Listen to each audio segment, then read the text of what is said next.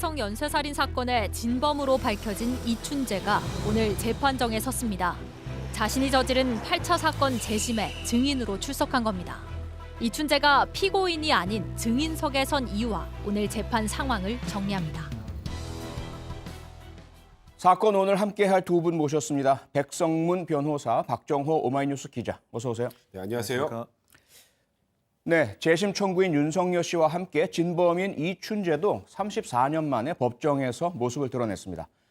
백성문 변호사, 네. 이춘재가 이 재심 법정에서 증인으로 출석하게 된 이유와 배경 좀 설명해 주시죠. 일단 오늘 그 과정을 좀 설명드리고 8차 사건 간단하게 정리한 다음 말씀드리겠습니다. 일단 오늘 1시 반부터 이춘재가 증인으로 출석을 해서 변호인이 2시간, 또 검찰이 2시간, 또 중간에 약간 휴식 시간을 감안해서 대략 6시까지, 오후 6시까지 이춘재에 대한 증인 신문이 진행될 예정인데요. 네. 이 화성 8차 사건이라는 건 1988년 9월 16일에 화성군 태안읍의 한 박모 씨의 집에서 13세 딸이 성폭행당한 뒤 살해된 그런 사건이었습니다. 네. 과거에 8차 사건은 화성 연쇄살인 사건의 모방범이라고 그랬죠. 대외적으로 알려져 있었죠. 예. 근데 윤석열 씨가 1심에서 자백을 하고 항소심에서 나 다 이거 경찰의 강압수사 때문에 허위 자백한 거다라고 했지만 유죄가 확정돼서 무기징역을 선고받고 네. 20년 보역하고 이제 가석방으로 나왔습니다. 예.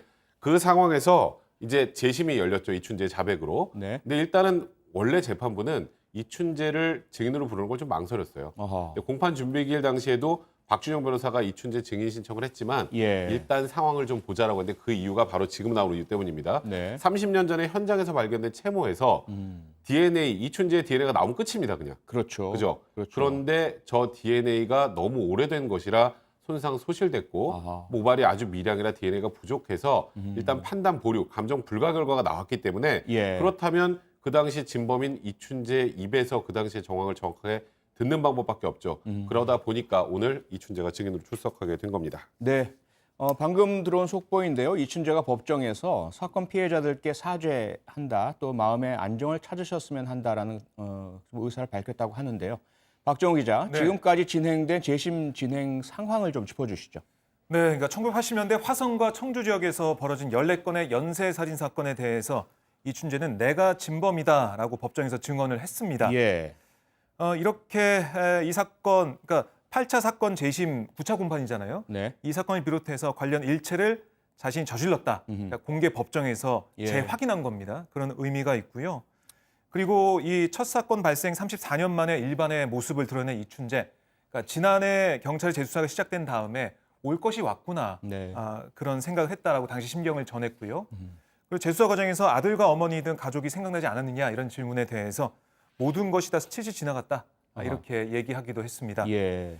그리고 이 경찰이 교도소에 찾아와 DNA 감정 결과 등을 토대로 추궁하자 네. 이 화성과 청주에서 저지른 14건의 살인범에 대해서 살인 범행에 대해서 모두 털어놨다고 설명을 했는데요. 네. 아울러 사건을 자백한 다음에 가족과 연락이 끊겼다 이렇게 또 얘기하기도 했습니다. 예. 오늘 보면 이춘재 사실 뭐 저희가 사진으로 얼굴 볼 수가 없기 때문에 묘사를 좀 해드리자면 예. 청록색 수의를 입고 하얀색 운동화를 신은 채 마스크를 쓰고 법정에 들어왔습니다. 네. 짧은 스포츠형 머리였는데 군데군데 흰머리가 성성했고요. 뭐 얼굴 곳곳에 주름이 깊게 패여 있었다라고 전해지고 있는 상황이고 예. 뭐 증인 선서를 한 다음에 변호인 측 주 질문에 답하기 시작했습니다. 네.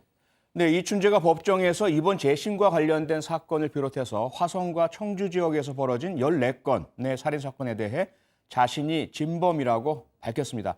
자, 백성우 변호사, 네. 그러면 이제 이춘재의 증언 또는 뭐 고백, 자백이 있었는데요. 이후에 이 8차 사건에 대한 재심, 핵심 쟁점은 무엇이 될 것 같습니까? 그러니까 일단은 8차 사건 이 재심은 결국은 이 윤석열 씨가 무죄로 결정이 날 겁니다. 그거는 네. 거의 정해져 있는 거나 마찬가지긴 한데 예. 왜냐하면 우리가 보통 우리 재심 개시 결정이라고 하잖아요. 재심은 네. 무조건 열리는 게 아니라 재심을 여는지 마는지 가지고 일단 보통 몇 년을 허비를 하는데 그렇죠. 이 사건은 특이하게도 검찰도 재심 개시 결정에 동의를 한 사건입니다. 예. 그렇기 때문에 오늘 확인하는 건 네. 그 당시 1988년 9월 16일 당일에 어떤 일이 있었는지 이춘재 입을 통해 듣는 건데요. 예. 여기서 확인할 수 있는 건 사실 물적 증거가 지금 거의 남아있지 않은 상황이기 때문에 네. 범인이 아니면 도저히 알 수 없는 사실들 어느 정도 알고 있는지 진술의 신빙성이 어느 정도 되는지 그 부분을 확인하는 작업이라고 보시면 될 것 같습니다. 예.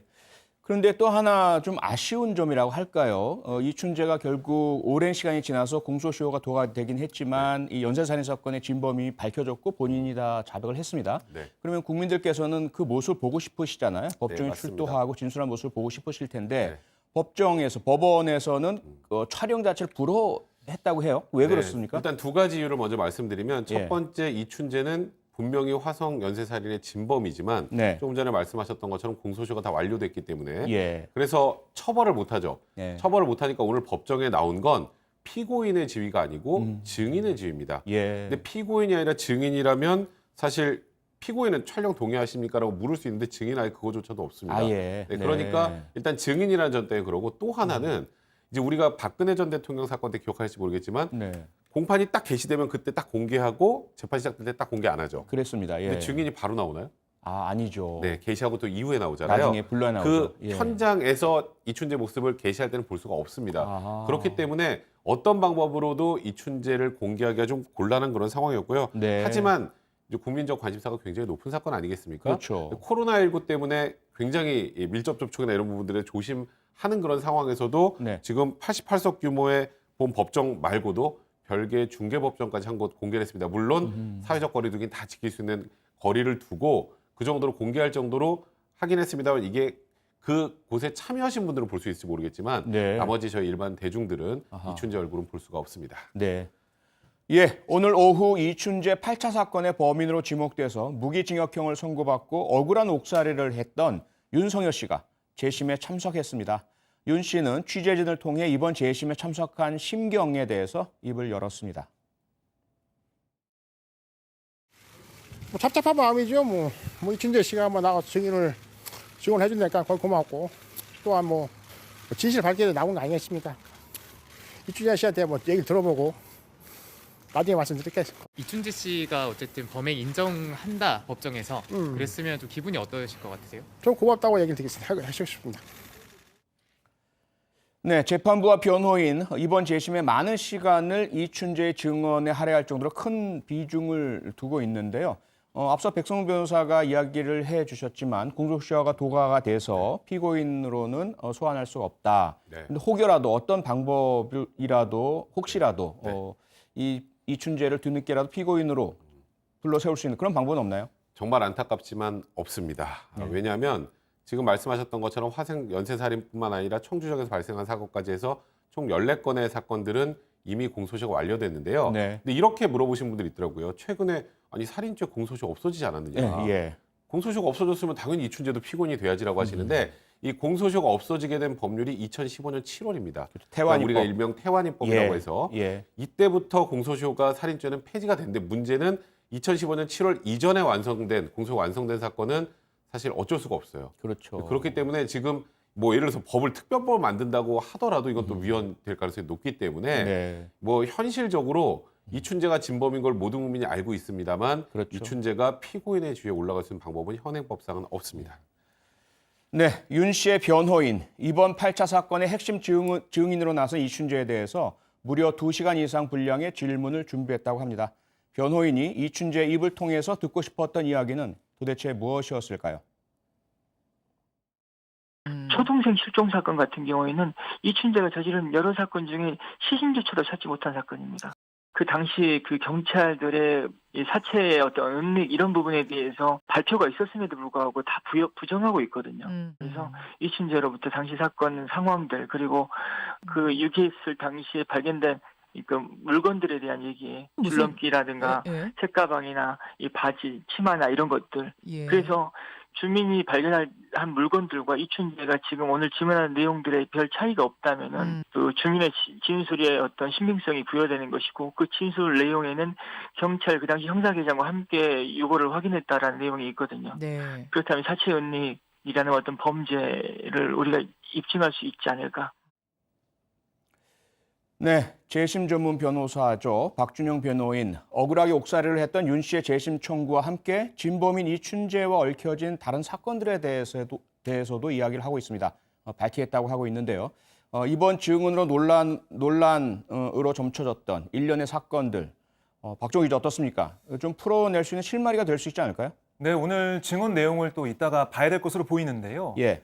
그러니까 지금 박 변호사가 얘기한 게 뭐냐면 지난 1989년 7월에 있었던 당시 8살 네. 국민학교 2학년생 김모양 실종 사건인데요. 예. 이게 당시에 보면은 실종됐다고만 했지 이걸 사체가 발견됐는데도 네. 이걸 경찰이 은닉을 했다는 그런 주장이 나온 겁니다. 부모에게 알리지도 않고요. 그렇습니다. 부모는 계속 살아있을지 몰라서 계속 기다리는 상황이 네, 빚어졌죠. 뭐 두 예. 번이나 계속해서 수사를 촉구했는데 네. 수사를 해주지 않았고요. 단순 실종 사건으로 처리가 됐어요. 예. 근데 참 안타까운 게 뭐냐면 이 김모양이 실종된 그 주변에서, 그러니까 소지품이 발견된, 유류품이 발견된 그 주변에서 네. 9차 이 화성 살인 사건이 있었거든요. 예. 그 당시에는 뭐 중학교 2학년생 14세 여중생이 피해를 봤는데요. 피해를 네, 입고 맞습니다. 네. 목숨을 잃었는데요. 예. 그러니까 그 당시 이 현장 연관성 이런 걸 보게 된다면 상식적으로 소아성애 같은 두 사건의 연관성을 의심할 수밖에 없었는데 네. 경찰이 이 사건을 뭐 진행 중인 연쇄살인 사건과 연관시키지 않고 수사를 재개하거나 증거물과 기록 등을 연구 보관하지 않았습니다. 예, 예. 더 이상 수사를 할 수 없는 그런 상황이 됐고 네. 이 유족들은 이춘재가 자백을 한 뒤에 방송을 보고서야 이 사실을 알았다고 해요. 아하. 너무나 안타까워하고 있습니다. 네. 네, 화성 초등생 실종 사건의 경우 담당 경찰관이 유류품을 발견하고도 적극적으로 은폐를 지시했다는 충격적인 사실이 밝혀지기도 했습니다. 백성우 변호사, 당시 형사계장과 관계자들 강압수사와 은폐 의혹 줄곧 부인해 왔지 않습니까? 네, 맞습니다. 이번 이춘재 증언으로 혹시라도 상황이 좀 바뀔 수 있겠습니까? 사실 오늘 원래 증인 신문하는 거는 이 8차 사건 관련해서만 질문하는 게 원래 일반적이겠죠. 예. 그런데 2시간 분량으로 했다는 건 다른 것들, 연쇄살인의 동기나 이런 관련된 사건들에 대한 질문까지도 박주영 변호사가 진행을 하려고 하는 것 같습니다. 네. 여기에서 이춘재 입으로 정말 신빙성 있는 증언이 나온다면 예. 충분히 말씀하셨던 것처럼 그 당시에 진상이 더 밝혀질 수 있을 텐데 네. 일단 그 당시 얘기를 잠깐 해드리면 89년 초겨울이었습니다. 주민과 형사계장 이 씨가 야산을 수색하다가 네. 줄넘기 줄에 결박되어 있는 뼈를, 손목 뼈를 발견을 했는데 아하, 예. 그래서 부하를 불러서 삽을 가져와라 팠는데요. 그리고 12월 25일 날 이 초등학생 아버지하고 사촌 조카를 조사하면서 혹시 딸 아이가 줄넘기용 줄을 가지고 다녔었냐? 근데 항상 가방에 넣고 다녔다 이렇게 대답을 했어요. 예. 근데 거기서 끝입니다. 아하. 여기서 좀 저희도 좀 이해가 되지 않는데 지금 말씀하셨던 것처럼 이번 이춘재 진술이나 최근에 그 수사 과정을 통해서 유족들이 이걸 처음 알게 된 것 아니겠습니까? 네, 그렇죠. 그래서 그 형사계장과 형사 한 명, 뭐 특수직무유기나 거기다가 허위공문서 작성 이런 여러 혐의로 조사를 받았습니다만 이 사건 역시 네. 공소시효가 완료돼서 이들을 법적으로 처벌할 수는 없는 그런 상황입니다. 네, 지금까지 이춘재 연쇄살인 8차 사건의 재심 상황 알아봤습니다. 다음